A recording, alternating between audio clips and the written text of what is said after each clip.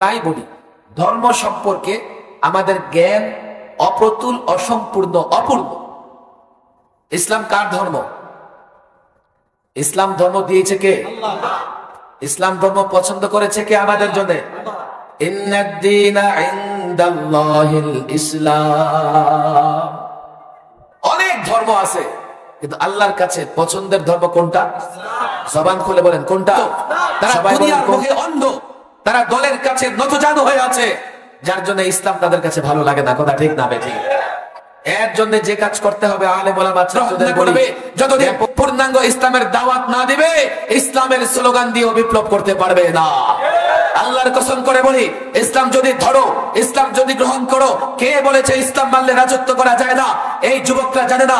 মাদ্রাসার ছাত্র, ইতিহাস পড়ো। আজকে পশ্চিমা তন্ত্র মন্ত্র দিয়ে, পশ্চিমা কালচার দিয়ে তোমরা কয় বছর রাষ্ট্র পরিচালনা করতে পারতেছো?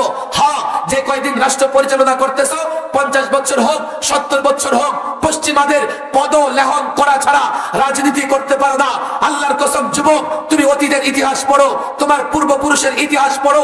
এই যুবক, মুসলিম যুবকদের ইতিহাস পড়ো। তোমার মতো মুসলিম যুবকরা ইসলামের স্লোগান দিয়ে, ইসলামের কথা বলে, কোরআনের কথা বলে হাজার বছর রাজত্ব করেছে, রাজনীতি করেছে। তারও পদলেহন করে নয়, গোলামি করে নয়, দাসত্ব করে নয়, ইজ্জত সম্মানের সঙ্গে রাজত্ব করেছে। আজ যদি ইসলাম গ্রহণ করো, ইসলাম মানো, গোটা দুনিয়া তুমি শাসন করতে পারবে। ইসলাম কমপ্লিট কোড অফ লাইফ। ইসলাম সমাজ ব্যবস্থার কথা বলে, পরিবার ব্যবস্থার কথা বলে, অর্থনীতির কথা বলে, রাজনীতির কথা বলে, বিচার ব্যবস্থার কথা বলে, ইসলাম শিষ্টাচারের কথা বলে। আল্লাহর কসম, ইসলাম দিয়ে ইনকিলাব চাও, ইসলাম দিয়ে বিপ্লব চাও, যতদিন পূর্ণাঙ্গ ইসলামের তালিম গ্রহণ না করবে, যতদিন পূর্ণাঙ্গ ইসলামের দাওয়াত না দিবে, ইসলামের স্লোগান দিয়েও বিপ্লব করতে পারবে না। আল্লাহর কসম করে বলি, ইসলাম যদি ধরো, ইসলাম যদি গ্রহণ করো, কে বলেছে ইসলাম মানলে রাজত্ব করা যায় না? এই যুবকরা জানে না। মাদ্রাসার ছাত্র, ইতিহাস পড়ো। আজকে পশ্চিমা তন্ত্র মন্ত্র দিয়ে, পশ্চিমা কালচার দিয়ে তোমরা কয় বছর রাষ্ট্র পরিচালনা করতে পারতেছো? হ্যাঁ, যে কয়দিন রাষ্ট্র পরিচালনা করতেছো, 50 বছর হোক, 70 বছর হোক, পশ্চিমাদের পদ লেহন করা ছাড়া রাজনীতি করতে পারো না। আল্লাহর কসম যুবক, তুমি অতীতের ইতিহাস পড়ো, তোমার পূর্বপুরুষের ইতিহাস পড়ো। এ যুবক, মুসলিম যুবকদের ইতিহাস পড়ো। তোমার মতো মুসলিম যুবকরা ইসলামের স্লোগান দিয়ে, ইসলামের কথা বলে, কোরআনের কথা বলে হাজার বছর রাজত্ব করেছে, রাজনীতি করেছে। তারও পদলেহন করে নয়, গোলামি করে নয়, দাসত্ব করে নয়, ইজ্জত সম্মানের সঙ্গে রাজত্ব করেছে। আজ যদি ইসলাম গ্রহণ করো, ইসলাম মানো, গোটা দুনিয়া তুমি শাসন করতে পারবে। ইসলামে সাদা কালো, গরিব ধনী, যুবক বৃদ্ধ সব সমান। কথা ঠিক না বেঠিক? ইসলাম সাম্যের ধর্ম, ন্যায় এবং ইনসাফের ধর্ম। ইসলাম সকলের জন্য ইনসাফ, সুবিচার, সাম্য নিশ্চিত করে। এক্ষেত্রে বংশ কিংবা বর্ণ কিংবা কোনো ধরনের তার ব্যক্তিগত প্রভাব প্রতিপত্তি ইসলাম বিবেচনায় রাখে না। ইসলাম সকলকে ন্যায়, ইনসাফ এবং সাম্যের কাতারে দাঁড় করিয়ে ন্যায় এবং সাম্যের স্লোগান দেয়। কথা ঠিক না বেঠিক? এই যুবকদের অনেক যুবক এখানে এসছে, অনেক মাদ্রাসার ছাত্র এসছে, আর এটা আসবেই তো, যেহেতু ৯৭তম ইসলামী সম্মেলন। আজকে যারা দাড়ি পাকা বুজুর্গ, তারা জন্মের পরেই এখানে সম্মেলন হচ্ছে দেখে আসছে। কথা ঠিক না বেঠিক? এই মাদ্রাসা, এই ইসলামী সম্মেলনের প্রতি এই এলাকার মানুষের একটা মোহাব্বত থাকবেই, কেননা ছোটকাল থেকে দেখে আসছে। এই জন্য প্রচুর যুবক আসছে। আমি যুবকদের প্রায় বলি, এটা মনে করো না যে ইসলাম কোনো মৌলবীর ব্যক্তিগত সম্পত্তি। ইসলামে মৌলবীর যতটুকু অধিকার আছে, তুমি যুবকেরও ততটুকু অধিকার আছে। কথা ঠিক না? এই জন্য রাজনৈতিক মাঠে কত জোরে জোরে স্লোগান দাও, লাঠি সোটা নিয়া, তারপরে কি হকি স্টিক নিয়ে কেমনে দৌড় দাও, জীবনের কোনো পরোয়া করো না। আর ওয়াজ মাহফিলে এসে জবান খুলে স্লোগানে দিতে পারো না। সকলে বলি এক বাক্যে আল্লাহু আকবার। এত লোকের সমাগম, আওয়াজটা হয় ছোট্ট। আমি জানি না কে ভলিউম ডাউন করে রাখছে, ভলিউমটা একটু বাড়ান বাড়ান, বলেন আল্লাহু আকবার। আমার মনে হয় পিছনে যারা আছে ওদেরকে আলাদা করে বলতে হবে। যারা পেছনে আছে ওরা মনে করতেছে হুজুর সামনে বসে ওরা তো অগ্রগামী, আমরা পেছনে আছি, আমাদের কথাও একটু বলেন। আচ্ছা, আমি পেছনের লোকদেরকেও বলতেছি, এক বাক্যে সকলেই স্লোগান দেন আল্লাহু আকবার। আমি ঘরে বসে দেখতেছিলাম হুজুর বলতেছিলেন লিল্লাহি তাকবীর, কিন্তু লোকেরা স্লোগান দেয় না। দেখছেন না আপনারা? এই যে আমাদের মাওলানা মুফতি রশিদুর রহমান ফারুক সাহেব, বরুণার পীর সাহেব, হুজুর বলতেছে লিল্লাহি তাকবীর, আমাদের জবান খোলে না। নারায়ে তাকবীর বললে কি বলা লাগে? জোরে বলেন। লিল্লাহি তাকবীর বললে, আর যদি বলি শুধু তাকবীর, তখনও কি বলতে হবে? বলেন বলেন, কি বলতে হবে?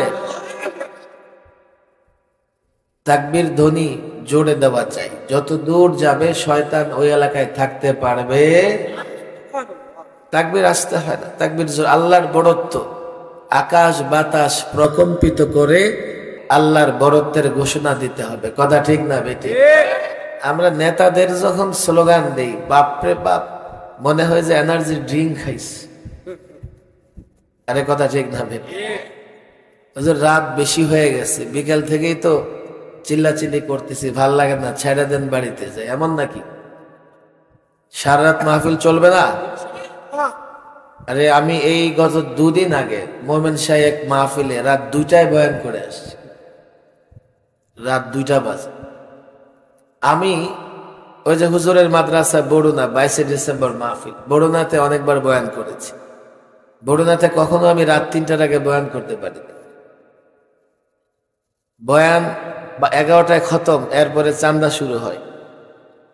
প্রথমে হয় শুরু উপস্থিত, পরে মোবাইলে, পরে ইন্টারনেটে। মাশাআল্লাহ, প্রতিষ্ঠান বড়, গোটা পৃথিবীতে বরুণার আবানা ফজালারা ছড়ায় আছে, বরুণাকে মহব্বত করে। তো লোকদের থেকে টাকা নিতে নিতে রাত 3টা বাজে। আপনারা তো 10 মিনিট চান্দা দিয়ে ক্লান্ত হয়ে গেছে। 3টার পরে বয়ানে বসি, দেখি যে অর্ধেক ঘুমায়া যায়, একটু চিল্লানি দিলে একটু উঠে আবার পড়ে যায়। কিন্তু আমি অবাক হইলাম, মোমেন সাহেব লোকজন ভিন্ন। সারা রাত মাহফিল শোনে, একেবারে দাড়ি পাকা বুড়ো যারা বুজুর্গ, তারাও নৌজওয়ানের মতো রাত 2টায় হোক 3টায় হোক দাঁড়ায় স্লোগান দিতে থাকে। ফখরে বাঙ্গালের এলাকার মানুষ আপনারা, হুজুর ফখরে বাঙ্গালকে ভুলে গেছে। আসলে আপনারা ভুলে গেছেন। যদি ফখরে বাঙ্গালের কথা আপনাদের মনে থাকতো, তো আপনাদের আওয়াজ না, শুধু কাজকর্ম এত জোরে হতো, নাসির নগরে কোন ধরনের বেদআ, কুসংস্কার, ভণ্ডামি, নষ্টামি থাকতে পারত না।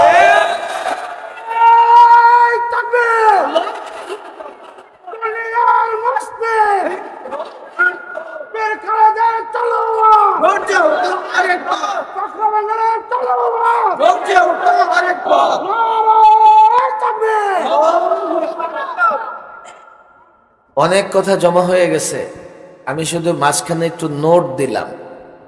বরুণার হযরত লিল্লাহি তাকবীর বলতেছিল আর সবাই চুপ। কেন? তাকবীর শব্দের ব্যাখ্যা আমি ইদানিং নানা মাহফিলে করতেছি। রাত অনেক হয়ে গেছে, আপনাদের কষ্ট হবে না তো? তাকবীর মানে আমাদের মাদ্রাসার ছেলেরা এখানে বুঝবে। আমি বসে বসে কয়েকটা বিষয় নিয়ে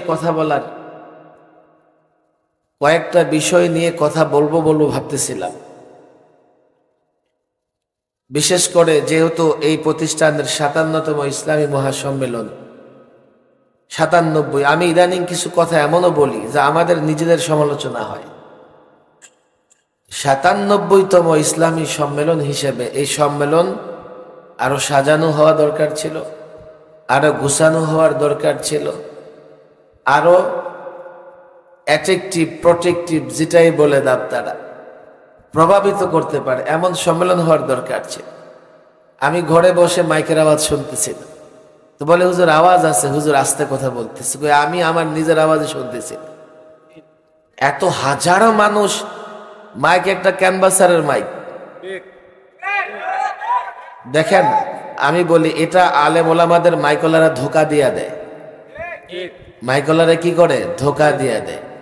প্রথমে 1-2 ঘন্টা ভালো চালেন। আজকাল অনেক মাহফিল এমন হচ্ছে, কি যে একটা বক্তা কেউ থাকলে বুঝবেন, সেন্সর টেন্সর কি যেন লাগানো থাকে, বক্তা যখন জোর দেয় তখন মাইকের আওয়াজ কমে যায়। বক্তা যখন জোরে কথা বলে তখন মাইকের আওয়াজ কমে যায়। মাইকলারা হয়তো বলবে হুজুর জোরে বলেন কেন? আমাদেরকে রিমান্ডে, আমি প্রায় 1.5-2 মাস রিমান্ডে ছিলাম। আপনারা জোরে বলেন কেন? এত জোরে তাকবীর দেন কেন হুজুর? আমি বলি তাকবীর দিলে তোমার সমস্যা কি? আমরা তাকবীর দেই শয়তান তাড়ানোর জন্য। মুমিন তো তাকবীরে উজ্জীবিত হয়, মুমিন তো তাকবীরকে ভয় পায় না। কথা ঠিক না বেঠে? দুর্বল মুমিনও যখন তাকবীর দেয় তখন তার ঈমানি শক্তি বৃদ্ধি পায়। বাতিলের মোকাবেলায় রণাঙ্গনে পদার্পণ করে, রণাঙ্গনে শহীদ হয় কিংবা গাজী পলায়ন করে দাও। মাইকম্যান গুলো ইদানিং বড় ঝামেলা করে। 97 বছর ধরে প্রোগ্রাম করতেছেন, মাইক সিলেক্ট করলেন ভালো করে, কারণ মাইক না হলে হুজুর কথা বলতেছিলেন আমি রুম থেকে শুনি না, পিছনের লোকগুলো কেমনে শুনছে আমি জানি না। এরপরে দেখেন ডানে বায়ে গেলে আওয়াজ নাই। উপস্থাপক তিনি তো হাতে ধরে কথা বলেন, তার মুখের সাথে কি নড়ে? আর আমার মুখের সাথে এটা নড়ে? নড়ে না। কথাগুলো আমি এই জন্যই বলছি, অনেক মিডিয়াও আছে। আমি ইদানিং কয়েকটা মাহফিলে বলতেছি, বড় একটা অভিযোগ, মাইকম্যানেরা ধোকা দিয়ে দেয়। আমি অনেক মাইকম্যানকে বলেছি, যদি বড় মাহফিল কভার করতে না পারো তো দয়া করে তোমাদের কাছে মাফ চাই, বড় মাহফিলে তোমরা যেও না। ছোট ছোট মাহফিল করো, উঠানে যে মাহফিল হয় সেগুলো করো, ওখানে একটা মাহফিল হইলেই চলে। কথা ঠিক না বেঠিক? এত মানুষের শ্বাসের আওয়াজ, চলাচলের আওয়াজ, কথার আওয়াজ, এই আওয়াজগুলোকে ডিফিট করে, পরাজিত করে মাইকের আওয়াজ যদি বুলন্দ না হয় সেখানে ওয়াজ করা যায় না। মাইকম্যান তোমার যতটুকু আছে দিয়া তুমি চেষ্টা করো। না হয় আমি এক জায়গায় মাইকম্যানরে বান্দার পরিকল্পনা করতেছিলাম, 2-4 বার বলার পরেও আমি যখন জোরে বলি তখন সাউন্ডটা কমায় দেয়, মনে হয় যে আমি খালি গলায় বয়ান করতেছি। 2-4টা করে প্রতিদিন বয়ান করি। খালি গলায় বয়ান করলে তো সমস্যা, কথা বলা যাবে না। কথা বলেন না। এই জায়গায় কি আছে পিছনে ওদের বান? হ্যাঁ, দেখছো অবস্থা কি? 2, শোনেন, মাদ্রাসার কর্তৃপক্ষকে বলতেছি, মাহফিলে স্বেচ্ছাসেবক রাখবেন। মাহফিলে কি রাখবেন? স্বেচ্ছাসেবক রাখবেন। মেহমানদারি একেবারে মূল রাস্তা থেকে নিয়ে শুরু করে আমাদের ছেলেদেরকে নিয়ম কানুন শিখাতে হবে। এটাও একটা ট্রেনিং। শৃঙ্খলাবদ্ধ থাকা এবং শৃঙ্খলা নিয়ন্ত্রণ করা, শৃঙ্খলা পরিস্থিতি তৈরি করা, এটাও এক ধরনের কাজে কর্মে আর একটা কি পড়ে? প্রভাব পড়ে। দেখছেন এনে কোনো কেউ নাই।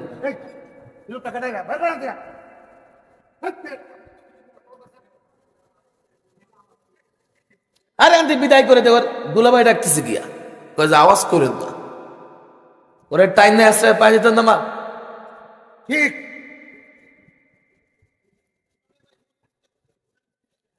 যে ব্যাক কলের এতটুকু জ্ঞান নাই তারে দুলাভাই ডাকলাম না, যে ভাই আনতে সরেন। এটা ওয়াজ মাহফিলের আদবের খেলাফ। ঠিক কথা বোঝেন নাই?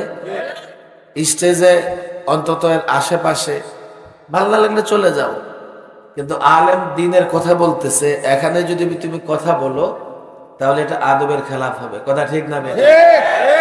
আমার ব্যক্তি স্বার্থে আমি রাগ করতেছি না, যাতে সবাই বুঝে যায় যেখানে কোরআন সুন্নাহর আলোচনা হবে সেখানে কি করা যাবে না, কথা বলা কোনো কথা বলা যাবে না। আমি চুপ করে শুনবো, যতক্ষণ পারি চুপ করে শুনবো। কথা ঠিক না বে ঠিক? আমার ওই 15-2 মাসের মানে একটা কথাই বলছে যে হুজুর এত জোরে তাকবীর দেয় লোকেরা মাহফিলে গেলে আমরা ভয় পেয়ে যাই।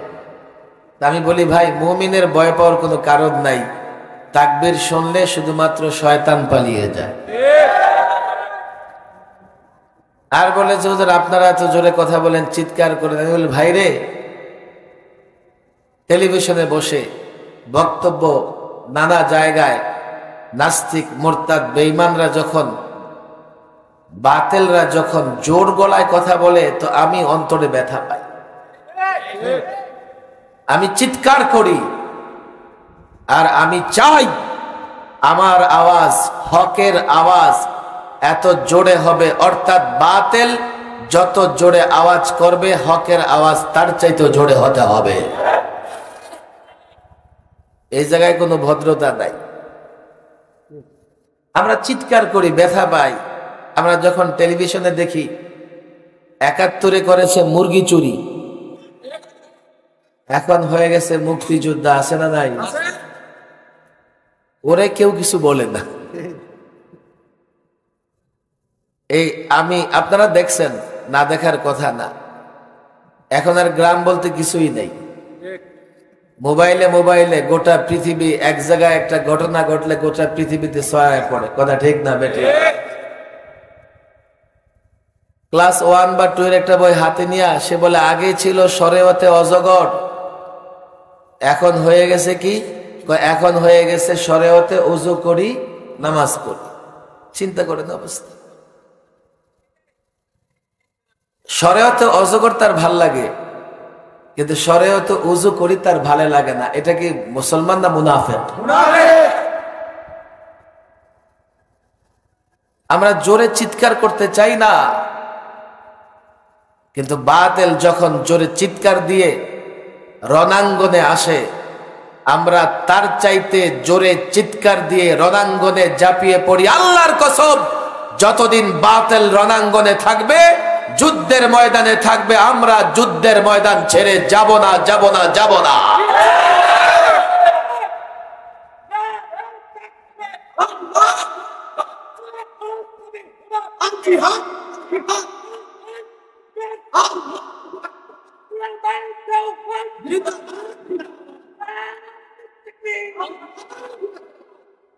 সাতানব্বইতম মাহফিল, মাদ্রাসার আসাতিজা ইকরাম, মাদ্রাসার কমিটির ছাত্ররা, আমি তোমাদেরকে একটা অতিরিক্ত, আমার ব্যক্তিগত দায়িত্ব না, আমি মনে করি যে যদিও এটা অনেক প্রত্যন্ত একটা গ্রামে,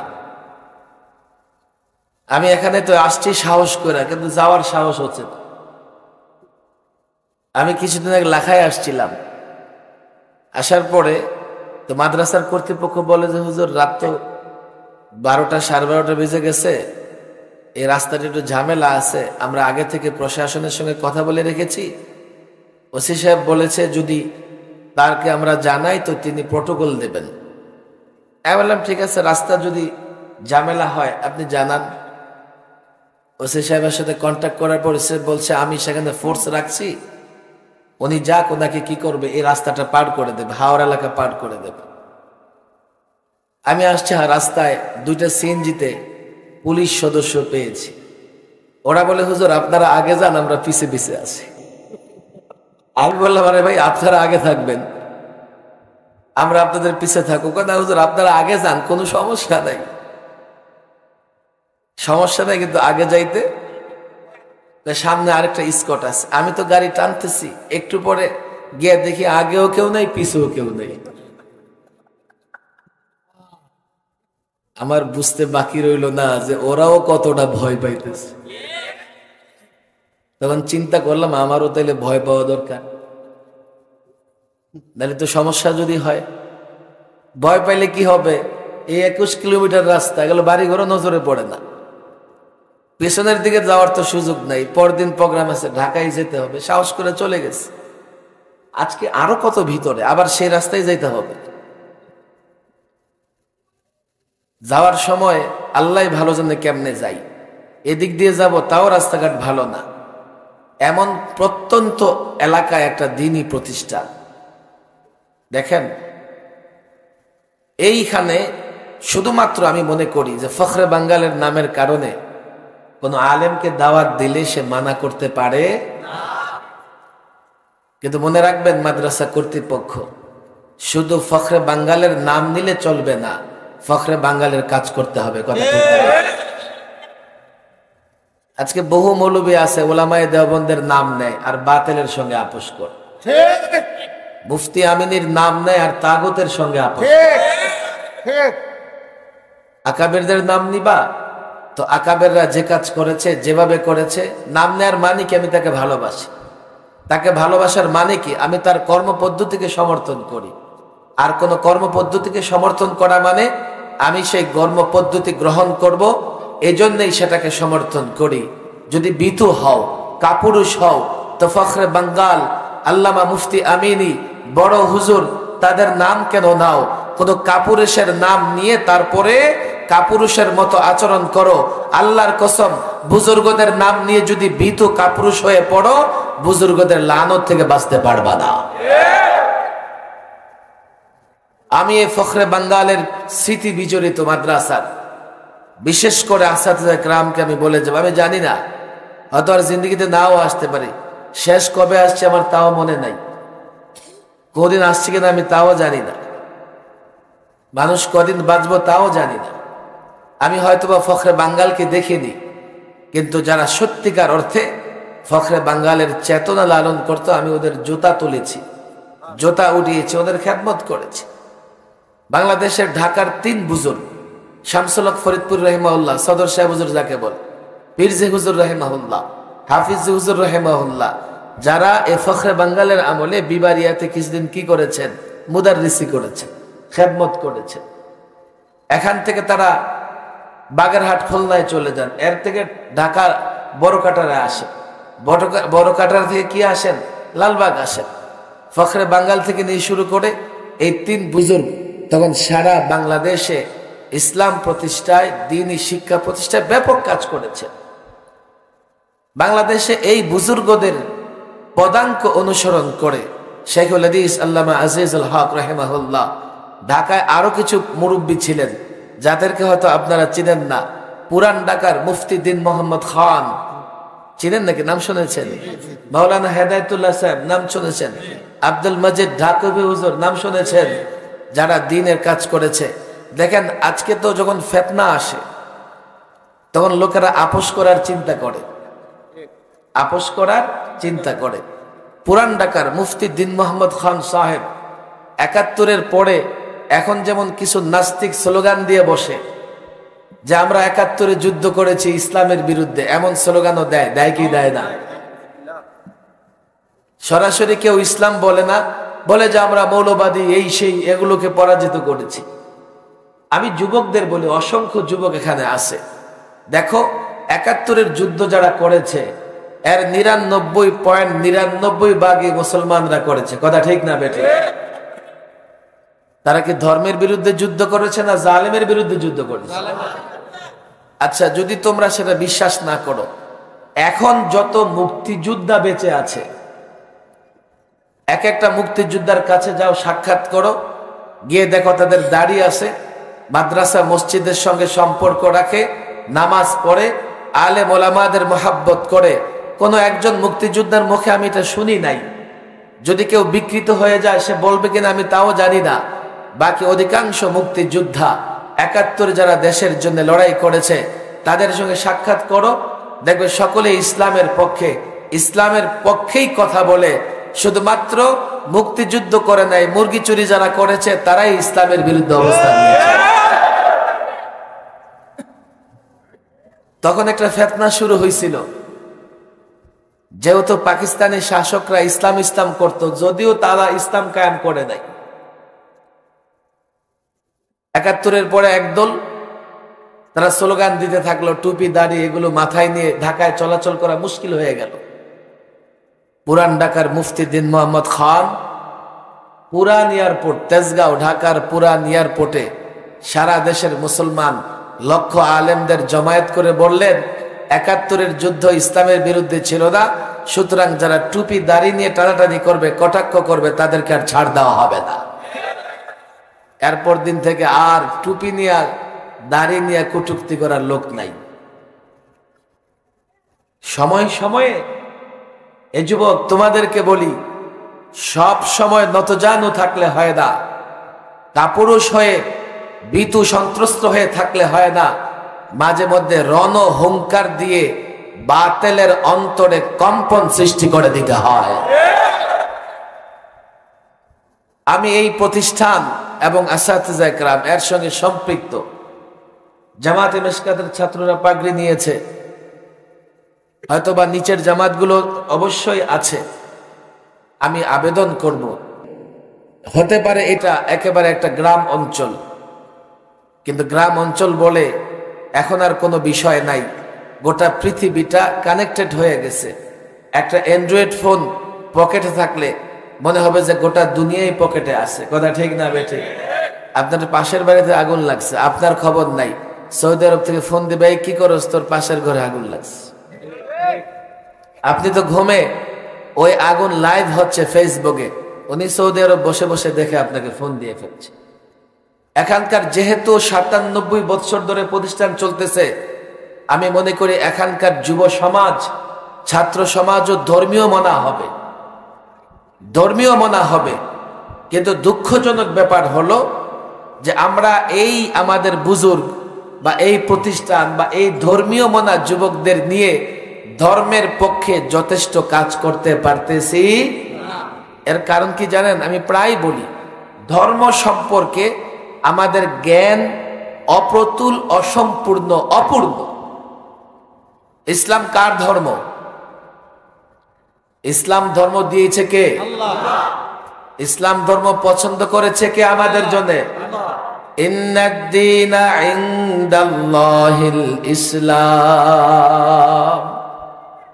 অনেক ধর্ম আছে, কিন্তু আল্লাহর কাছে পছন্দের ধর্ম কোনটা? জবান খুলে বলেন কোনটা? সবাই বলেন কোনটা? বাকি ধর্মগুলো ক্লিয়ার বুঝেন। আমাদের ছেলেরা এগুলো জানে। দেখেন, জানলেই হয় না, জানলেই হয় না, জানলেই হয় না। রাসূলুল্লাহর চরিত্র নিয়ে কেউ ছিনিমিনি খেললে তার বিরুদ্ধে লড়াই করতে হবে, যুদ্ধ করতে হবে। কথা ঠিক? কিন্তু যুদ্ধ করে মাদ্রাসার ছাত্র আর মৌলবীরা, স্কুল কলেজের ছেলেরা কেন করে না? সেও জানে, কিন্তু এই বিষয়টা তাকে ততটা প্রভাবিত করে না। কেন করে না?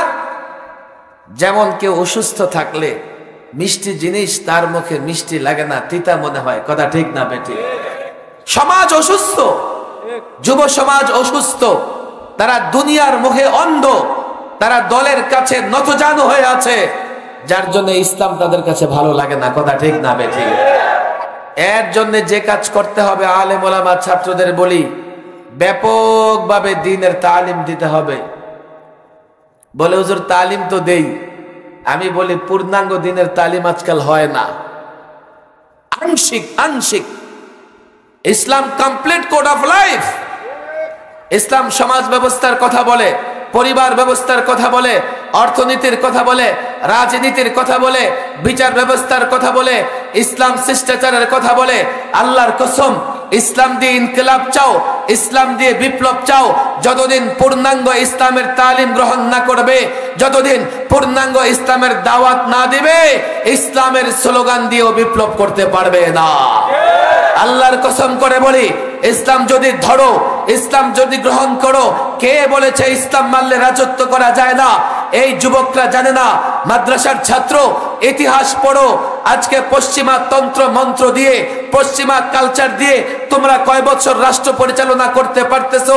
হ্যাঁ, যে কয়দিন রাষ্ট্র পরিচালনা করতেছো, 50 বছর হোক, 70 বছর হোক, পশ্চিমাদের পদ লেহন করা ছাড়া রাজনীতি করতে পারো না। আল্লাহর কসম যুবক, তুমি অতীতের ইতিহাস পড়ো, তোমার পূর্বপুরুষের ইতিহাস পড়ো। এ যুবক, মুসলিম যুবকদের ইতিহাস পড়ো। তোমার মতো মুসলিম যুবকরা ইসলামের স্লোগান দিয়ে, ইসলামের কথা বলে, কোরআনের কথা বলে, হাজার বছর রাজত্ব করেছে, রাজনীতি করেছে, কারো পদলেহন করে নয়, গোলামি করে নয়, দাসত্ব করে নয়, ইজ্জত সম্মানের সঙ্গে রাজত্ব করেছে। আজ যদি ইসলাম গ্রহণ করো, ইসলাম মানো, গোটা দুনিয়া তুমি শাসন করতে পারবে। ইসলাম সম্পর্কে আমাদের ধারণা অপূর্ণ। আমি যুবকদের এই কথাগুলো বলি, একটু শুনে নাও। যেহেতু ধারণা অপূর্ণ, ইসলাম প্রতিষ্ঠায় আমি যতটা মরিয়া, তুমি ততটা থাকো ঘুমায়া। তুমি মনে করো এটা টুপিদারিওয়ালাদের কাজ, ওনারা ইসলাম ইসলাম করুক, আর আমি ভোট আসলে নোট চাই, আর আমার কিছু দরকার নাই। কথা ঠিক না? ভোট আসলে নোট চাই, আর কিছু দরকার। নোটটা যে দেয়, তোমার নোটই তো তোমার দেয়। আরে কথা ঠিক না বে ঠিক? আল্লামা মুফতি আমিন রাহিমাহুল্লাহ গল্প বলতেন, শোনাবো আপনাদেরকে। যদি অনেক রাত হয়ে গেছে, কালকে আমার প্রোগ্রাম অনেক দূরে, এরপরে জুমা, এরপর আবার সেখানে যেতে হবে। এজন্য আমার একটা ইচ্ছা ছিল যেখানে মাগরিবের পরে বয়ান করে নেই, কিন্তু কর্তৃপক্ষ দিবে না। অনেক কষ্ট দেয় মাহফিল, নিজের মন মতো সবকিছু করে, আমাদের দিকে একটু খেয়াল করে। আমাদের স্বাস্থ্য, আমাদের যাতায়াত, এগুলো কোনো চিন্তা নেই। হ্যাঁ, হাদিয়া দেয়, হাদিয়া দিলে সব হয়ে গেল, হাদিয়াও দেওয়া বন্ধ করে দিল, দরকার নাই। তবে আমাদের মন মতো বয়ান করতে দেন, তাহলে আমাদের এই প্রোগ্রামগুলো কি করা যাবে, সেট আপ করা যাবে। কত রাত হয়ে গেছে দেখুন বয়ান করতে করতে। আল্লামা মুফতি আমিন রাহিমাহুল্লাহ একটা ঘটনা বলতেন, শোনাবো আপনাদেরকে। আপনারা যেহেতু এলাকার, হয়তো শুনছেন। এক গুরু গেছে কোথাও ঘুরতে, ঘুরতে ঘুরতে এক শিষ্যের বাড়ির সামনে পড়ে গেছে, গিয়া উঠছে শিষ্যের বাড়িতে। গুরু শিষ্য চিনেন তো? এই যুবকরা চিনো তো? শিষ্য তো গুরুর দেখে, গুরু আপনি কোত্থেকে, খুব খাতির তাওয়াজু শুরু করে দিছে। গুরু মনে মনে কয়, আমি তো জানি ওই 420 420 কি 420 মানে কি? আরে বলেন না কি? বাটপাস, বাটপাস, চিটার। ওই আমার এত আপ্যায়ন করতেছে, ব্যাপারটা কি? মনে হয় হেদায়েত হয়ে গেছে, দৌড়ে গেছে বাজারে, মাছ কিনে, এটা সেটা কিনে, মুরগি টুরগি কিনে রান্না বান্না করে, হুজুর খান, কতদিন পরে আপনারা দেখছি। তুই এগুলো কি করছিস, আর টাকা পাইছিস কই? তুই তো গরিব মানুষ। হুজুর গরিব বটে, সব আপনার বরকতে হয়েছে। খাবার দাবার খাওয়ায়া এখন আমার পকেট থেকে বের করে 5 টাকা হাদিয়া দিস। টাকা পাস কই? তুই তো গরিব মানুষ, সব আপনার বরকত। এখন খাবার দাবার আপ্যায়ন শেষ, শিষ্য গুরুরে আগায় নিতে গেছে, যাইতেছে যাইতেছে যাইতেছে, একেবারে সরাইল বর্ডার পর্যন্ত চলে গেছে। এই তুই যা, হইছে, আর আসতে হবে না, আমি যাইতে পারবো। গুরু আপনাকে ছাড়া ভাল লাগে না, আর একটু আগাই দিয়ে আসি, আপনাকে ছাড়তে মন চায়। চলে গেছে, বিশ্ব রুট পড়ছে, যা। সে যাইতে চায় না। তার ধারণা হইল গুরুরে এত দূর আগাইয়া দিয়ে আসবো যে ফেরত না আসতে পারে। আর গুরু মনে মনে হিসাব করতেছে, আগে ছিল 10 টাকা, এখন হাদিয়া পাইছে কত হয়েছে? 15 টাকা। কখন 2 টাকাটা মিলাইয়া একসাথে করবে, তার মন আনচান করতেছে। যা, একবারে বিশ্ব গিয়ে, ঠিক আছে গুরু, আর যাবো না, আপনি এবার যান। যেই শিষ্য আড়ালে গেছে, গুরু দৌড়ে গিয়ে গাছের আড়ালে বসে ব্যাগ খুইলা, চেন খুইলা দেখে ব্যাগে টাকা নাই। দিছে এক দৌড়, একেবারে শিষ্যের আগে তার বাড়িতে গিয়ে উপস্থিত। গুরু আপনি? কাই বেটা, আমার ব্যাগে 10 টাকা ছিল, টাকাটা কই? গুরু আমি তো আগেই বলছি, সব আপনার বরকত। আপনার ব্যাগ থেকে 10 টাকা নিয়ে বাজার করে 5 টাকা খাওয়াইছি, আর 5 টাকা আপনার হাদিয়া দিস। এমনি রডের বদলায় বাঁশ আসে না। তোমার যে নোট দিতেছে, অর্ধেকটা দিতেছে আর অর্ধেকটা পকেটে ভরতেছে, কথা ঠিক না বেটি? যা বিনিয়োগ করতেছে তা আবার 5 বছরে তোমার কাছ থেকে আদায় করে দিবে, ডবল আদায় করে দিবে। পরিষ্কার বলে দাও, ভোট দিতে পারি আর না পারি, নোট চাই না, তবে কোনো দুর্নীতি চাই না। কথা ঠিক না? যতক্ষণ পর্যন্ত তোমরা দুর্নীতিকে প্রশ্রয় দিবে, বাংলাদেশে দুর্নীতি বন্ধ হবে। আর যতদিন পর্যন্ত দুর্নীতি হবে, তোমাদের কপালে উন্নয়ন হবে, যত বিগ বাজেট হবে বিগ দুর্নীতি হবে। কথা ঠিক না বেঠিক? আমি এই সরকার ওই সরকার ওই সরকার বুঝি না। বাংলাদেশের মাটি একটা এমন, যে জেনে যায় সেখানে গিয়ে দুর্নীতি করে। আর এখন তো একটা বেচা কেনার মৌসুম শুরু হয়ে গেছে। আরে কথা ঠিক না বেঠিক? কিছু লেবাসদারিও বিক্রি হয়ে যাইতেছে। ভালো করে বুঝেন, ইসলামটা আমরা বুঝি না বিদায় আমাদের জন্য বড় আফসুস হচ্ছে। ইসলামের সুশাসন, ইসলামের সুফল আমাদের ঘরে উঠতেছে। আমি এই মাদ্রাসার ছাত্র আসতে কেমন করবো দেখেন, আমার মনে হয়েছে এখানে আসার পর, আমি এখানে বেশ কয়েকটা প্রোগ্রাম করছি, যদিও হাজারো মানুষ এখানে আছে, কিন্তু আমরা এই জাতিকে ইসলাম বুঝাইতে পারি না। ইসলামের নানা রকমের বিষয় আছে, শুধু ওয়াজ মাহফিলে ডাকলে আপনারা আসেন। ইসলামের আরেকটা বিষয় যদি আমরা ডাকি, আপনারা কেন আসেন না? ওয়াজ মাহফিল কি ফরজ? ওয়াজে ডাকলে আসেন। কাল আমি যদি বলি রাসূলুল্লাহর ইজ্জত রক্ষায় লড়াই করতে হবে, এই যুবকদের খুঁজে পাওয়া যাবে না। বলবো হুজুর যাই তো, যাও তো ঠিক আছে, যাও তো ঠিক আছে, কয়জন যাও? আমি কাল যদি বলি কোরআনী শাসন প্রতিষ্ঠার জন্য মেহনত করতে হবে, এই যুবকরা আমার পক্ষে কাজ করবে না। তোমাদের ওয়াজ শুনে লাভ কি? আফাতুমিনুনা বিবাযিল কিতাব ওয়া তাকফুরুনা বিবায। যদি ইসলাম মানো, পূর্ণাঙ্গ ইসলাম মানবে, নিজের স্বার্থ মতো একটু মানবে, একটু ছাড়বে, এই ইসলাম দিয়ে কোনোদিন শান্তি প্রতিষ্ঠা হবে? আল্লামা মুফতি আমিনী পাই বলতেন, আংশিক ইসলাম দিয়ে বিপ্লব হবে না। মাদারেসে কওমের ছাত্রদের বলি, শোনো, আংশিক ইসলাম দিয়ে ইনকিলাব করতে পারবে না। কারো হাতে ফোড়া হয়েছে, অপারেশন আংশিক করলেন, পুরা পুজ বের করলেন না, ব্যান্ডেজ করে দিলেন, এই পুজ ভিতরে থেকে পুজ ধীরে ধীরে পুরো হাতটাকে নষ্ট করে ফেলবে। কথা ঠিক না বেঠিক? পুরা ইসলামটা জাতির সামনে রাখো। আজকে আমরা মুসলিম, অথচ গোটা দুনিয়া নির্যাতিত, কারণ একটাই, ইসলাম আমাদের কাছে নাই। অথচ তোমরা কেন দেখো না? তোমরা ইতিহাস কেন পড়ো না? এক মুহাম্মদ আরবি মক্কায় দ্বীনের দাওয়াতি কাজ শুরু করেছেন।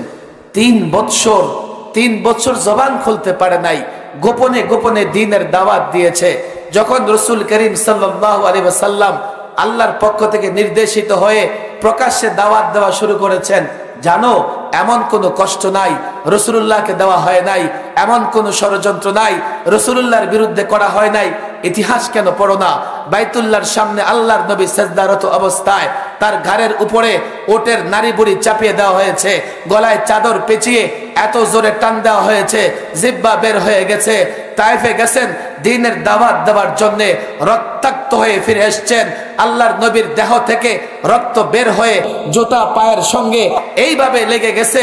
যায়েদ ইবনে হারেসা যখন জুতা ধরে টান দিয়েছেন, আল্লাহর নবী চিৎকার করে বলে উঠলেন, জুতা ধরে টান দিও না, মনে হয় কলিজা ছিঁড়ে যাবে। সামান্য কয়জন মুসলমান বানিয়েছেন, বেলাল হাবশি মুসলমান হয়েছে। আহাদ আহাদ, আল্লাহ এক, আল্লাহ এক, এই স্লোগান দেয়। ইতিহাস দেখো, উত্তপ্ত মরুভূমির তপ্ত বালির উপরে বুকে পাথর চাপা দিয়ে বেলাল হাবশিকে ফেলে রাখা হয়েছে। বেলাল হাবশির গলায় রশি লাগিয়ে যুবকদের হাতে, দুষ্ট ছেলেদের হাতে ছেড়ে দেওয়া হয়েছে। দুষ্ট ছেলেরা রশি ধরে ধরে বক্কার পাথরে জমিনের উপর দিয়ে অলি গলিতে টেনে হেঁচড়ে বেরিয়েছে। আর পাথর কঙ্করের আঘাতে বেলালের গোটা দেহ রক্তাক্ত হয়েছে। সুমাইয়ার লজ্জাস্থানে তীর নিক্ষেপ করে তাকে শহীদ করে দেওয়া হয়েছে। খব্বাব, খুবাইব, এক একটা সাহাবীর ইতিহাস পড়ো। সর্বশেষ আল্লাহর নবী মক্কায় থাকতে পারে নাই, মক্কা ছেড়ে মদিনায় হিজরত করেছে। গোটা কাফের, কুফফার, ইহুদি, মুনাফিক একযোগে খন্দকে গিয়ে আল্লাহর নবীর বিরুদ্ধে যুদ্ধ করেছে। রাসূল খন্দক খনন করেছেন, গজওয়ে আহজাব সংগঠিত হয়েছে, কাফিরদের সম্মিলিত বাহিনী পরাজিত হয়েছে। আজকে যেমন নেটো 50 ঊর্ধ্ব রাষ্ট্র মিলে গোটা দুনিয়ায় মুসলমানদের বিরুদ্ধে যুদ্ধ করেছে। এই যুদ্ধ নতুন নয়, আল্লাহর নবীর উপস্থিতিতে কাফের কুরাইশে মক্কা আল্লাহর নবীর বিরুদ্ধে যুদ্ধ করেছে। জানো এই যুদ্ধেও মুসলমান বিজয় হয়েছে, আল্লাহর গায়েবী নুসরত এসেছে। কিয়ামত পর্যন্ত যুদ্ধ হবে, এই পর্যন্ত হাজারো যুদ্ধ হয়েছে। ইসলাম বিজয়ের ধর্ম, ইসলাম বিজয়ের ধর্ম, ইসলাম পরাজিতের ধর্ম নয়। আল্লাহর কসম, কোন যুদ্ধে সাময়িক পরাজিত হলেও চিরস্থায়ী পরাজিত হয় নাই, নিঃশেষ হয়ে যায় নাই। এই হিসাব করে দেখো, এক মুহাম্মদ আরবির ইসলাম আজকে 200 কোটি মানুষ মেনে চলতেছে। ইসলাম বিজয়ের ধর্ম। তুমি আমি কেন পরাজিত? তুমি আমার মাঝে ইসলাম নাই, ইসলাম নাই। যতটুকু আছে আংশিক আংশিক, পূর্ণাঙ্গ ইসলাম নাই। মসজিদে 2 রাকাতে আল্লাহকে সেজদা করলেও দোকানে গিয়ে সুদ ভিত্তিক অর্থ ব্যবস্থা চালু করার সমর্থন কিংবা মানার মাধ্যমে শয়তানকে সেজদা করতেছে। আদালতে বসে বসে তাগুতের বিচার ব্যবস্থা চালু করতেছি। সন্তানদেরকে দিন শিক্ষা দেই না, ইসলামের হাজারো বিধান আমরা মানি না। যার জন্য ইসলাম যে বিপ্লবের ধর্ম, সেটা দিয়ে আমরা বিপ্লব সংগঠিত করতে পারতেছি না। কথা ঠিক না বেঠিক? 1 ঘন্টার ওয়াজে ইসলাম বুঝানো যাবে না। আমি মাদ্রাসে যেহেতু 97তম সম্মেলন, আমি মাদ্রাসার আসাতিজা کرام ছাত্রদের বলবো, দেখেন সময় বড় কঠিন। মাহফিল ডাকছেন, লোকেরা আসছে। কালকে যখন রাসূলুল্লাহর বিচার ব্যবস্থার কথা বলবেন, এই লোকেরা আসবে না।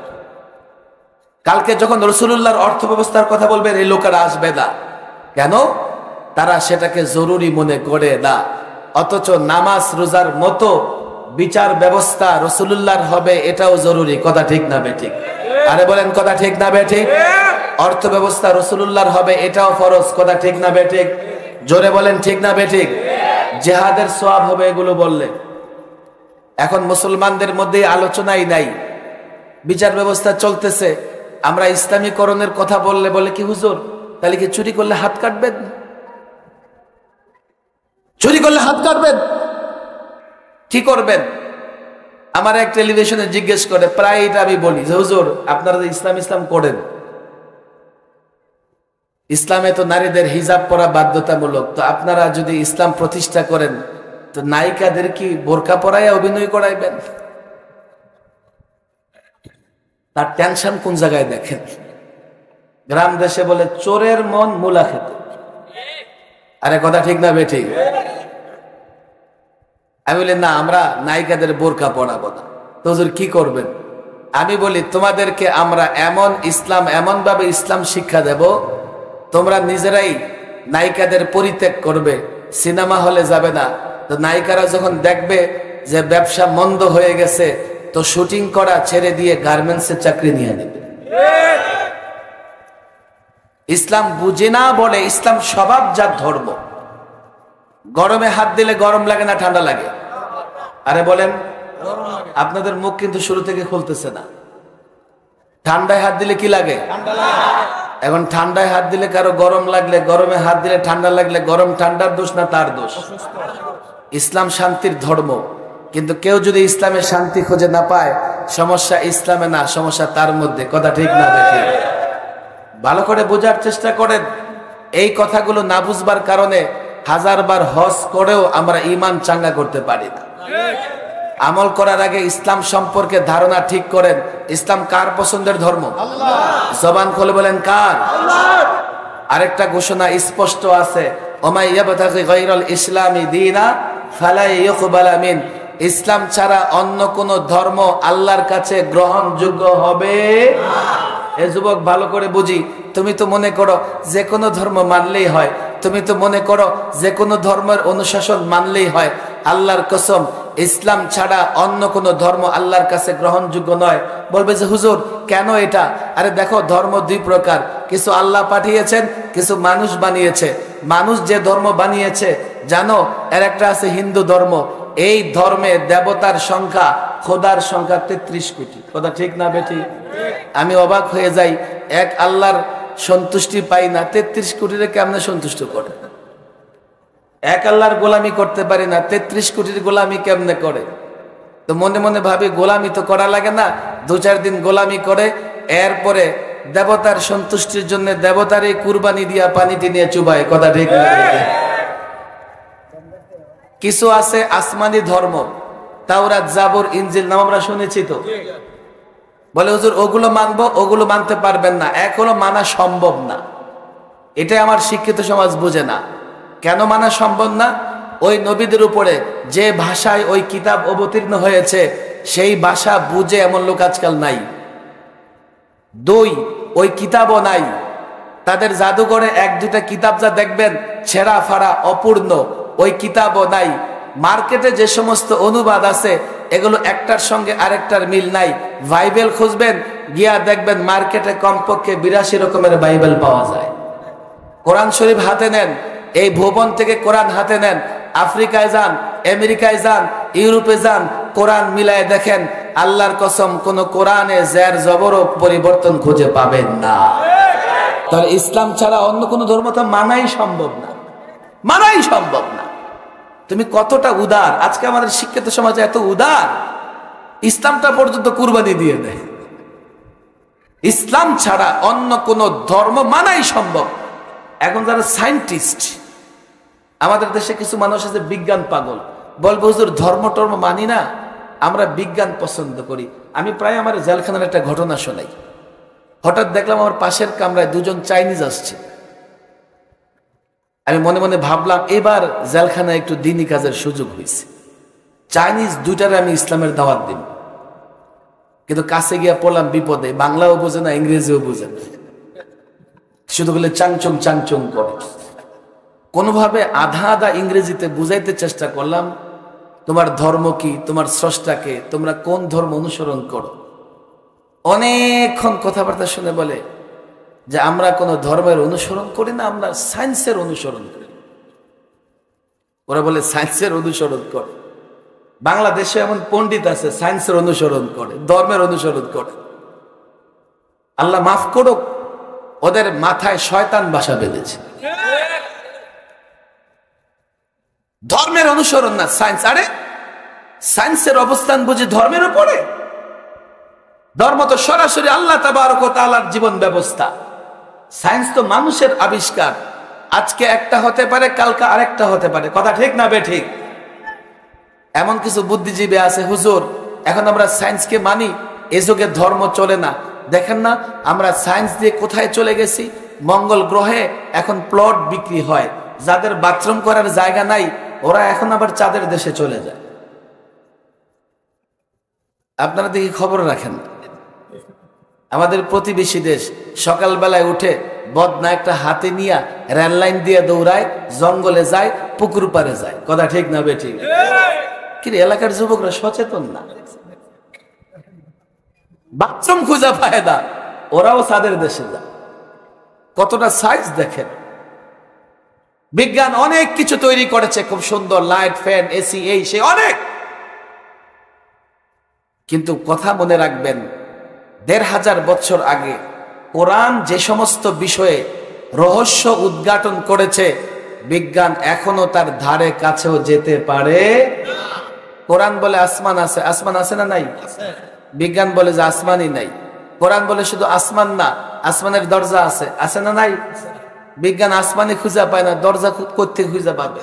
যে বাড়ি খুঁজে না পায় তো বাড়ির দরজা খুঁজে পাবে নাকি? ১৫০০ বছর আগে আকায়ে মদিনা মুহাম্মদ আরাবিকে রাতের একটা অংশে আসমান জমিন যিনি সৃষ্টি করেছেন, রাতের একটা অংশে বাইতুল্লাহ থেকে বাইতুল মুকাদ্দাস, বাইতুল মুকাদ্দাস থেকে প্রথম আকাশ, দ্বিতীয়, তৃতীয়, চতুর্থ, পঞ্চম, ষষ্ঠ, সপ্তম সিদরাতুল মুনতাহা পর্যন্ত পৌঁছে দিয়েছেন। অথচ বিজ্ঞান এখন প্রথম আকাশও খুঁজে পায় না। কিছু গবেষণা করে কিছু আবিষ্কার করেছে, আর এটা করার ক্ষমতা দিয়েছেন কে? বলেন কে? তো বলবে হুজুর এই আবিষ্কার তো তারাই করতেছে যারা আল্লাহকে বিশ্বাস করে না। এই শোনো, দুনিয়ার নিজাম হলো যে যে বিষয় নিয়ে মেহনত করবে সে বিষয়ে সে উন্নতি করতে পারে। দুনিয়ায় শুধু ইমানদাররা উন্নতি করবে এমন নয়, কাফের বেঈমানও যদি কোনো বিষয় নিয়ে মেহনত করে সে সেটা নিয়ে কি করতে পারবে, উন্নতি করতে পারবে। দেখেন আমাদের মুসলমান ছেলেরা যুবকরা ক্রিকেট নিয়ে পড়ে আছে, যেই দেশ ক্রিকেট আবিষ্কার করেছে লন্ডন বা ব্রিটেন, ওই দেশে খেলা হলে গ্যালারি ফাঁকা, আর আমার দেশে খেলা হলে আমার দেশের যুবকরা 8 ঘন্টা 10 ঘন্টা নষ্ট করে গিয়ে স্টেডিয়ামে আরেকজনের ঘাড়ে পাড়া দিয়ে বসে থাকে। কথা ঠিক না? দেখে আমার দেশের মুরব্বীরা পর্যন্ত চাষটলে বসে খেলা দেখে, আমার দেশের যুবকরা সময় নষ্ট করে। এই তোমরা কে বলেছে? অনেক রাত হয়ে গেছে, লম্বা কথা আমি বলবো না।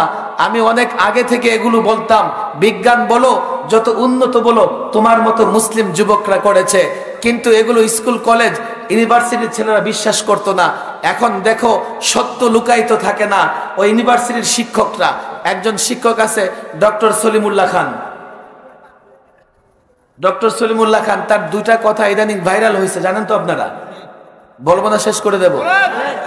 আমি যখন বলি যে মুসলিমরাই বিজ্ঞান আর যত ধরনের সায়েন্স আছে এগুলো আবিষ্কার করেছে, মুসলিমরা চিকিৎসা বিজ্ঞান আবিষ্কার করেছে, গণিত শাস্ত্র, এটা তো স্কুল কলেজের ছেলেরা জানে, গণিত শাস্ত্র ম্যাথ মুসলিমদের হাতে সূচনা হয়েছে, তখন ওই যে এক শ্রেণীর লোকেরা মানে না। ডক্টর সলিমুল্লাহ কি বলে জানেন? আজকে তো পশ্চিমা বড় বড় ইউনিভার্সিটিতে পড়ে আমাদের যুবকরা বড় আনন্দ পায়, বিনোদন পায়। এটা সাইলেন্ট করে পকেটে রাখেন, এত কাছে একটা মোবাইল বাজতে ডিস্টার্ব হয়। আচ্ছা, আল্লাহ মাফ করুন। আরেক মরজ মোবাইল নিয়ে, এই জন্য আমি সারাদিন আমার সাথে মোবাইলে রাখি না। লোকেরা কেউ ফোন দিলে ধরেন না, আমি যেই পরিমাণে মানুষ ফোন দেয় 4টা অপারেটর রেখেও এই ফোন রিসিভ করে শেষ করা যাবে। কথা ঠিক না বেঠিক? তা আমি কি আমার বাসার ভিতর অপারেটর রেখে দেবো 4টা? আর সারাদিন তো বয়ানে থাকি, নাহলে দর্শে থাকি, ফোন ধরবো কোন সময়? আমি ফোন দিতে, এই যে এত রাত্রে ফোন ধরবো কিন্তু মানে হলো রাত বাজে 12টা, বেচারা ওয়াজে আছে ওই বুঝবো না? আল্লাহ মাফ করুন।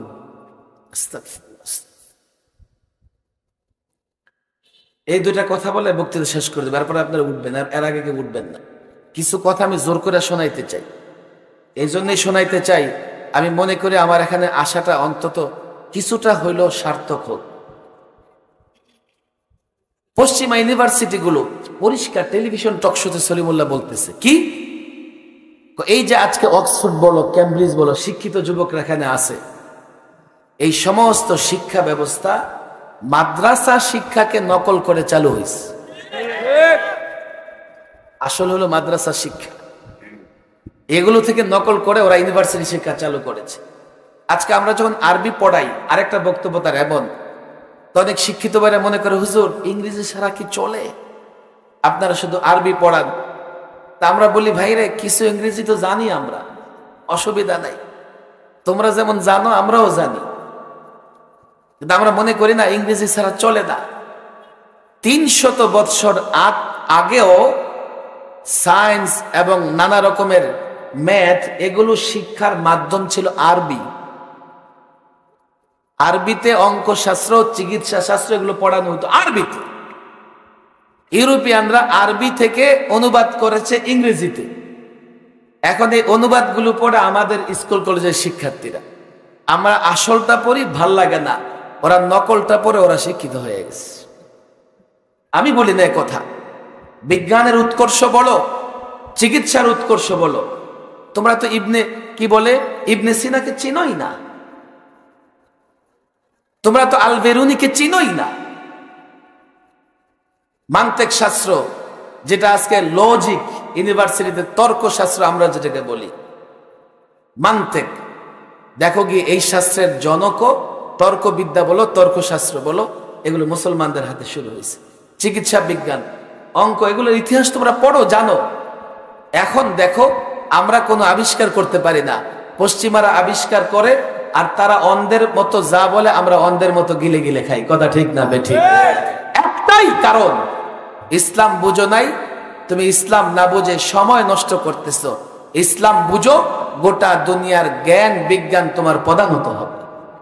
আমি এই কথাই বলি, এই আলেম ওলামা, এই যুবকদেরকে প্রথমত আলেম ওলামা নিজেরাই বুঝতে হবে। শুধুমাত্র মাদ্রাসার চৌহদ্দির ভিতরে ছাত্র নিয়ে পড়ে থাকলে ইসলাম প্রতিষ্ঠা হবে না। পাড়ায় মহল্লায় ঘরে ঘরে ইসলামের সৌন্দর্য, কোরআনের আলো পৌঁছে দিতে হবে। কথা ঠিক না বেঠিক? তাহলেই আমরা ধীরে ধীরে সমাজ ব্যবস্থা পরিবর্তন করতে পারবো, রাষ্ট্র ব্যবস্থায় ইসলাম আনতে পারবো। যতদিন রাষ্ট্র ব্যবস্থায় ইসলাম না আসবে, দেশে শান্তি আসবে না। আল্লাহ তাবারক ওয়া তাআলা, আমি ছাত্রদের বলি, আমি মাদ্রাসার যেহেতু মাদ্রাসা প্রবীণ আসাতিজা کرامকে বলি, আমি হাতে পায়ে ধরে বলে যাই আপনাদেরকে, আপনারা এই এলাকা থেকে সংস্কার কাজ শুরু করেন, নিজের আগে পূর্ণাঙ্গ ইসলাম প্র্যাকটিস করেন, তালিমান আন্দোলন তাহরিকান না, জানেন আগে ইসলাম কত বড় নেয়ামত আমাদের জন্য। ইসলাম সব সমস্যার সমাধান দিতে পারে। ইসলাম ব্যবসা করলে, ইসলামে ব্যবসা করলেও সে ধনী হবে। আজকে মানুষের ধারণা ইসলাম মানলে মনে ধনী হওয়া যায়। বলবে হুজুর, ইসলাম মানলে যদি ধনী হওয়া যায়, তো আপনারা যখন ইসলামের কথা বলেন শুধু দুঃখ কষ্টের কথা কেন বলেন? আরে ভাই, ইসলাম মানলে ধনী হওয়া যায় না কে বলেছে? হযরতে আবু হুরায়রা মসজিদ নববীর সামনে পেটের ক্ষুধায় চলতে পারতেন না, অজ্ঞান হয়ে পড়ে থাকতেন। সে আবু হুরায়রা ইসলামের কারণে এক সময় রেশমি রুমাল দিয়ে নাক সাফ করতেন। কে বলেছে ইসলাম মানলে ধনী হওয়া যায় না? যথাযথ ইসলামকে মানো, দুনিয়াতেও ধনী হবে, মৃত্যুর পরেও জান্নাত পাবে। কথা ঠিক না বেঠিক? আর যদি তাগুতের পথে চলো, কাফের বেঈমানদের পথ অনুসরণ করো, দুনিয়াতে সামান্য রকমের বাহ্যিক উন্নতি হবে, শান্তি তো থাকবে না, শান্তি নাইও, পরকাল তোমাদের বিফল হবে। পরকালে কোনো ধরনের পুরস্কারের আশা করা যায় না। এই কথাগুলো প্রত্যেকটা যুবককে ধরে ধরে বুঝাইতে হবে। কথা ঠিক না বেঠিক? আলেম ওলামাদের দায়িত্ব। আজকে বড় ফিতনার যুগ, আমার পেছনে যুবক নামাজ পড়ে বের হয়ে আমার বিরুদ্ধে স্লোগান দেয়। আরে কথা ঠিক না বেঠিক? কেন? নামাজের কথা বললে তো যুবক মানে, কিন্তু আমি যদি বলি এই যুবক চলো না এই সমাজে রাসূলুল্লাহর বিধান কায়েম করি, যুবক এগুলো চলে না, এগুলো চলবে আমার নেতার। আরে কথা ঠিক না বেঠিক? এই যুবকরা আমি বুঝাইতে পারি নাই। যদি যুবকদের বুঝানো যায়, এটা তো মুসলমান যুবক, কেন ওরা বুঝবে না? হাকিমুল উম্মাহ আশরাফ আলী থানভী লিখেছেন, একবার ভারতে এক জায়গায় এক হিন্দু শাসক চলে আসছে, এসে আইন করে দিয়েছে, এই আজ থেকে ফৌজ সেনা সদস্যদের দাঁড়িয়ে রাখা যাবে না। এখন যারা দাঁড়িয়ে রাখতো মুসলিম সেনা সদস্য, তারা পরে গেল বিপদে। আরে দাড়ি তো সুন্নাহ, দাড়ি কেমনে কাটবো? একজন আছে সে দাড়ি রাখতো না, তো তারা সবাই গেছে তার কাছে, গিয়ে বলতেছে, যা তোর মনের আশা পূরণ হইছে। কি হইছে? মনের আশা পূরণ কেমনে হইলো? যে আইন হয়ে গেছে, আর দাড়ি রাখা যাবে না। তুই তো আগে থেকে এমনি দাড়ি রাখস না, তোর আর দাড়ি রাখতে হবে না, তোরে দাড়ি রাখতে আর কেউ বলবে না। এই কথা বলে যাদের দাড়ি আছে ওরা দাড়ি কামিয়ে ফেলছে, যার দাড়ি নাই সে বলতেছে সুন্নাহ পালনে বাধা দিবে, যাও আমি আজ থেকে ওয়াদা করলাম দাড়ি রাখবো, প্রয়োজনে চাকরি ছেড়ে দেব। আল্লামা মুফতি আমিনী বলতেন, অনেকের চেহারায় দাড়ি আছে, অন্তরে দাড়ি নাই। অনেকের চেহারায় দাড়ি নাই, অন্তরে দাড়ি আছে। কথা ঠিক না বেঠিক? চেহারায় দাড়ি আছে, বিপদে পড়লে আবার দাড়ি হাতও দিয়ে দেয়। দাড়িতে হাত না দিলেও বিপদে পড়লে আবার বাতিলের সঙ্গে আপোষও করে দেয়। চেহারায় দাড়ি নাই, অন্তরে দাড়ি আছে, বাতিলের সঙ্গে আপোষ করে না। হ্যাঁ, শয়তানের ধোকায় পড়ে সে দাড়ি রাখতে পারে না। একদিন দেখবা যখন শয়তানের ধোকা থাকবে না, শয়তানকে পরাজিত করবে, তার অন্তরের দাড়ি চেহারায় চলে আসবে। কথা ঠিক না বেঠিক? আমি আমার ব্যর্থতার কথা বলি। আমি 56,000 বর্গমাইল বাংলাদেশে ঘুরে ঘুরে প্রত্যেকটা যুবকের হার্ট টাচ করে দেখেছি। এদেশে নাস্তিকতার অনুসরণ করে যুবকের সংখ্যা বেশি নয়। প্রত্যেকটা যুবক ইসলামকে ভালোবাসে, আলেম ওলামাকে ভালোবাসে। আমরাই যুবকদের বুঝাইতে পারি নাই। যুবকের কল্যাণের পথ, যুবকের আমানত যুবকদের সামনে পেশ করতে পারি নাই। আমি প্রাচীনতম প্রতিষ্ঠান ফখরে বাঙ্গালের স্মৃতি বিজড়িত এই প্রতিষ্ঠানের আসাতিজা کرامকে আমি বলবো যে আপনাদের দায় নিতে হবে। যদি এই এলাকায় হাজারো যুবক তৈরি না হয় ইসলামের জন্য, প্রত্যেকটা মাদ্রাসা, প্রত্যেকটা ওস্তাদ ছাত্র যদি এইভাবে যুবকদেরকে ইসলাম বুঝাতে পারে, তো ইসলাম নিয়ে আমাদের টেনশন করতে হবে না। সামাজিক শক্তি ইসলামের জন্য এতটাই মজবুত হবে যে হাত ইসলামে হাত দেবে, যে হাত ইসলামের উপর আক্রমণ করবে, সেই হাত আগুনে পড়ে জলে ছাই হয়ে যাবে।